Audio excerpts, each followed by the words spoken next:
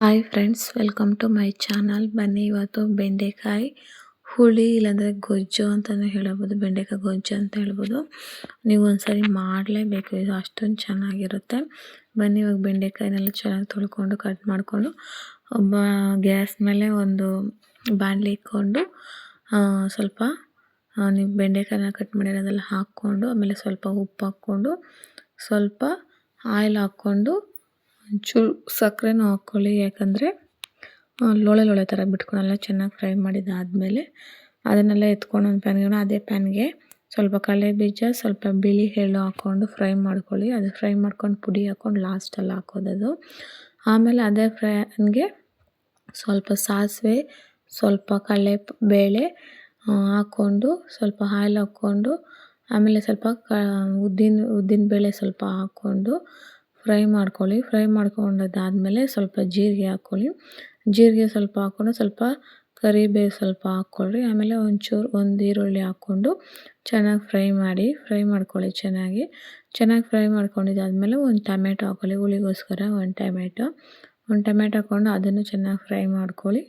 ಅದೆಲ್ಲ ಹಸಿ ವಾಸನೆ ಎಲ್ಲ ಹೋಗಲಿ. ಹಸಿ ವಾಸನೆ ಎಲ್ಲ ಹೋದಾದ್ಮೇಲೆ ಇದು ನಾವು ಕಡಲೆ ಬೀಜ ಹುರ್ಕೊಂಡಿದ್ರಲ್ಲ, ಅದನ್ನು ನಾವು ಗ್ರೈಂಡ್ಗೆ ಹಾಕ್ಕೊಂಬರೋಣ. ಅಷ್ಟೊಂದು ಬೇಯ್ತಾ ಇರಲಿದು.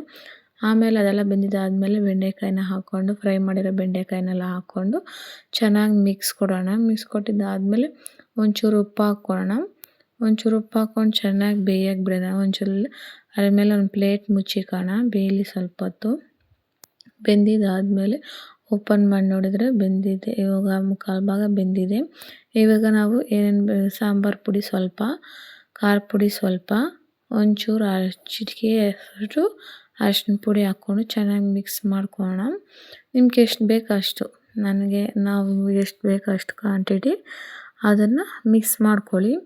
ಮಿಕ್ಸ್ ಮಾಡಿಕೊಂಡು ಚೆನ್ನಾಗಿ ಇಲ್ಲಿ ಹುಳಿಗೋಸ್ಕರ ಹುಣಸೆ ರಸ ಹಾಕ್ತಾಯಿದ್ದೀನಿ. ಹುಣಸೆ ರಸ ಸ್ವಲ್ಪ, ಅದನ್ನು ಚೆನ್ನಾಗಿ ಮಿಕ್ಸ್ ಮಾಡ್ಕೊಳ್ಳಿ. ಇಲ್ಲಿ ಆಲ್ಮೋಸ್ಟ್ ಮುಕ್ಕಾಲು ಬೆಂದ್ಬಿಟ್ಟಿದೆ. ಇವಾಗ ಇನ್ನೊಂಚೂರು ನೀರು ಹಾಕ್ಕೊಳ್ಳೋಣ.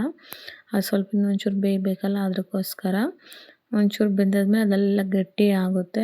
ಒಂಚೂರು ಮುಚ್ಚಳ ಮುಚ್ಚಿಕೋಣ. ಉಪ್ಪು ಸ್ವಲ್ಪ ಹಾಕ್ಬಿಟ್ಟು ಮುಚ್ಚಳ ಕ್ಲೋಸ್ ಮಾಡಿ, ಆಮೇಲೆ ನಾವು ಅವಾಗ ಕಡಲೆ ಬೀಜ, ಬಿಳಿ ಎಳ್ಳು ಇದು ಮಾಡ್ಕೊಂಡ್ರಲ್ವ, ಗ್ರೈಂಡ್ ಮಾಡಿಕೊಂಡು ಅದನ್ನು ಇಲ್ಲಿ ಲಾಸ್ಟಲ್ಲಿ ಹಾಕ್ಕೊಂಡು ಅದನ್ನು ಒಂದು 2 ನಿಮಿಷ ಬೇಯಿಸ್ಕೊಂಡ್ರೆ ರೆಡಿನೇ ಆಗೋಗುತ್ತೆ. ಬೆಂಡೆಕಾಯಿ ಗೊಜ್ಜು ಅನ್ಬೋದು, ಸೂಪರಾಗಿರುತ್ತೆ. ಅನ್ನಕ್ಕಂತೂ ನೀವು ಟ್ರೈ ಮಾಡಲೇಬೇಕು. ಬನ್ನಿ ಇವಾಗ ಸರ್ವ್ ಮಾಡಿ ನೋಡೋಣ. ಬಿಸಿ ಬಿಸಿ ಅನ್ನಕ್ಕೂ ತಿಂತಾಯಿದ್ರೆ ಸ್ವರ್ಗನೇ. ವಿಡಿಯೋ ಇಷ್ಟ ಆಗಿದೆ ಲೈಕ್ ಮಾಡಿ, ಶೇರ್ ಮಾಡಿ, ಕಮೆಂಟ್ ಮಾಡಿ.